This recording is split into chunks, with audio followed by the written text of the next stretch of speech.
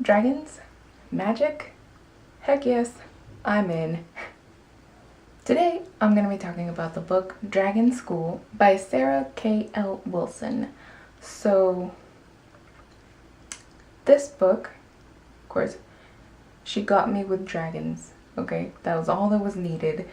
But she kept me because it was an awesomely addictive series. I'm not gonna lie. So the main characters are Mel and Rayolkin. Mel is a dragon rider trainee. She's signing up as a volunteer dragon rider, and Rayolkin is her dragon.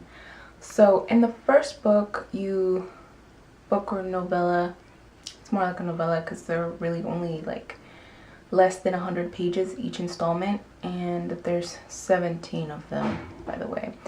So if you get addicted, there's plenty to go for. An important thing to know about Mel is that she's a cripple. That's how she describes herself. That's how the people around her see her and describe her and think of her. And it's hard for her because she wants to be so much more. Like, she has the drive, the will to be so much more.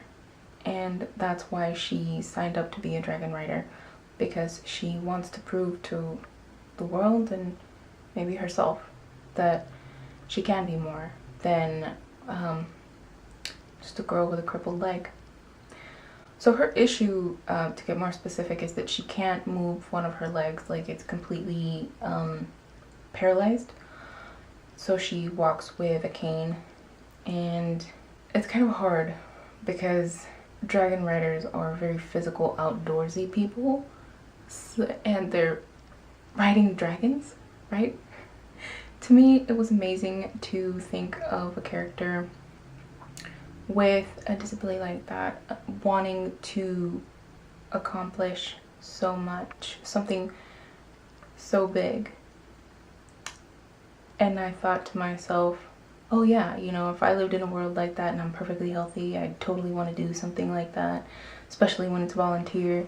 And then I thought, let's get real. No, I wouldn't. I mean, it's scary even to the people in the world that she's living in when they're fully healthy, you know? There's not a lot of people that volunteer for it. I mean, as you can imagine, dragon riders die pretty quickly. I'm getting completely sidetracked. What I love about Mel as a character is that she's strong, but she's strong in a more realistic way than has been done with some characters in some stories, where they're facing difficult obstacles, you know? Like, her leg is a difficult obstacle, and she's strong despite it. The realistic way being that she has pessimistic thoughts. And I know that that sounds unappealing, but the truth is that we all have pessimistic thoughts about ourselves, about what we can accomplish, about our faults, whether we can overcome them, you know? And that's what really made me click with Mel. Not the fact that she's optimistic despite her obstacles, but the fact that she's optimistic despite her own mind frame, you know? She has these pessimistic thoughts, but she pushes past them so that she can reach her goals, her dreams. And I think that's something that we can all do, whether there's magic in our world or whether we have an awesome dragon friend or not. So that's really awesome. Rayolkin, her dragon. Now I have to talk about him because he's just like, he's the best. Like, I really wish that I had a friend like Rayolkin. Like, they don't have to be a dragon, but if they could just be as funny and wise as Ryokan and loyal.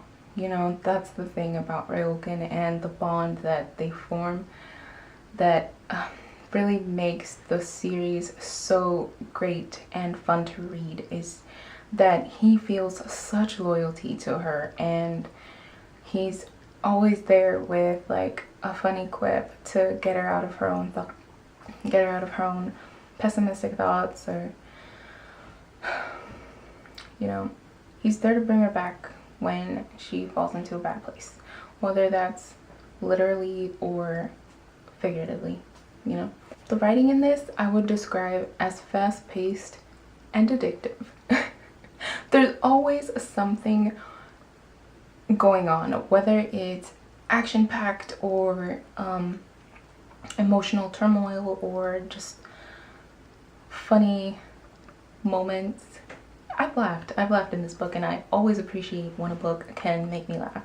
So I mean, it's not the funniest book, it's not what I would recommend it for, but it's hilarious in its own way. So that being said, I don't believe that the writing is perfect.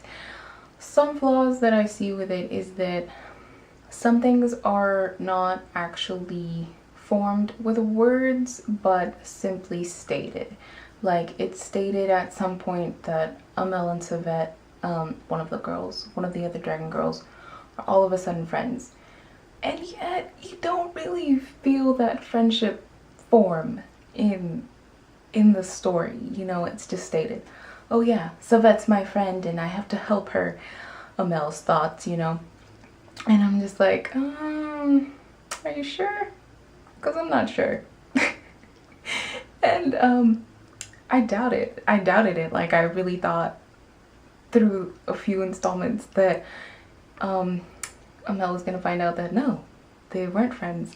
But it keeps going to where they are friends, apparently. And even if you didn't see it happening, it happened somewhere. I mean, let me know if you've read these books and you did see it happening and you don't feel like it was simply stated and therefore was. I like the book despite that. I disliked how the friendship was stated, not formed. So I listened to this, not read. I listened to the audiobooks for the first 5 installments. Like I said, they're like short novellas, 90 pages long or less than 100 pages. And I've been through like I've been 6 books, maybe 7. I think I'm on the 7th one. I finish one and then I buy the other one right away. It helps that they're on Kindle Unlimited and I have Kindle Unlimited. So I'm just like, yes, next. Like I said, fast-paced and addictive writing. Before the audiobooks, oh my god. The first one, the audiobook almost killed it. I'm not gonna lie. Almost. But the writing really overcame the faults of the audiobook. And thank God, like, the audiobooks got better. And I was kind of disappointed when I got to the point where, like, I think after the 6th installment or after the 5th one, there was no longer an audiobook, and I was like, bummer. So, I mean, they're not perfect, but I did end up liking them in the end. What I didn't like about them, just so that you have an idea, was that they were using different equipment or different microphones, or they were using them in different places or at different times or at different settings, because every once in a while you'd be listening and you'd hear a break in the volume or a change in the volume, in the tone, or in the echo behind her or around the reader, and it was just like, let's get past this. And it would take you out of the story and you would be like, oh, bad audiobook. But then you get back into the story as you adjusted to the different tone or the different volume, and then it would happen again. Thankfully though, it gets better. The audiobooks do get better after the first one.